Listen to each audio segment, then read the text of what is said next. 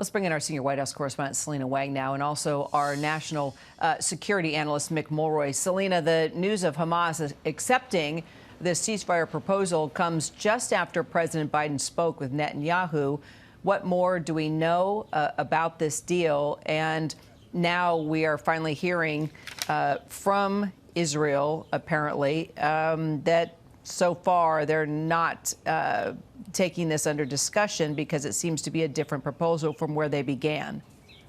Yeah, Kira, I mean, as Marcus just said, there are still a lot of questions here. We've reached out to the White House, to the U.S., still no response right now. But we have learned from a senior Israeli official that they say this deal that Hamas says they're agreeing to, it is not the same one that Israel had agreed to. And this senior Israeli official says that they're going to be studying this closely, that it could take some time before there's an official Israeli response. Remember that U.S. officials, they've been deeply involved in this negotiation process, pushing Hamas to accept the deal that's on the table. We know that that deal had included a 6-week pause in fighting that would see the release of hostages. U.S. officials had hoped that this temporary pause could lead to a longer pause and more lasting peace.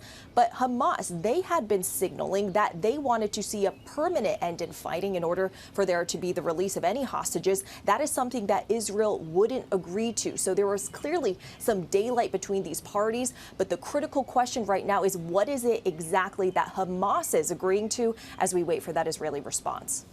What do you think, Mick?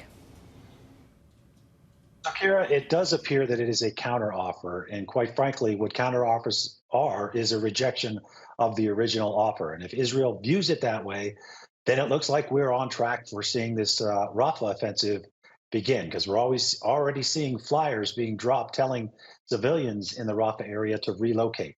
And I think this is getting really close to a decision time. If it is viewed as a counteroffer, especially an unacceptable one to Israel, then it looks like this is moving forward.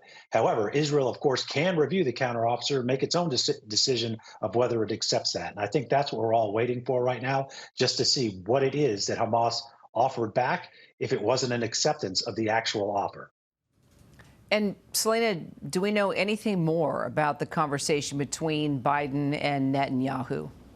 Yeah, Kira, so I've learned from U.S. officials that this call lasted for about 30 minutes. In addition to discussing this very ceasefire deal that we're talking about right now, the president also reiterated his position on Rafah. The president, his administration, they've been crystal clear that they are against a major military operation in Rafah. He does not want to see them go in there. But Netanyahu, of course, he's already vowed to go in there with or without a hostage deal. So the president, they're reiterating his stance on this. We've learned from U.S. officials that the U.S. still has not seen a comprehensive plan for Rafah and how to protect those civilians, how to adequately protect those civilians. Remember, there are more than 1 million civilians sheltering in Rafah. The U.S. has been warning that a major military operation there could have devastating consequences. The president and his officials, they've been pressing Israel to look at other options, to take a more targeted military approach. At this point, we have seen the evacuation. As you said earlier, Kira, the question is, what do they do from here now that they've started that evacuation? All right. And Mick, I guess, well, we'll continue to have this discussion as we find out more about this counteroffer. I'm sort of reading through all the latest coming through our international desk. We'll talk more once we know more. Selena, Mick, thank you so much.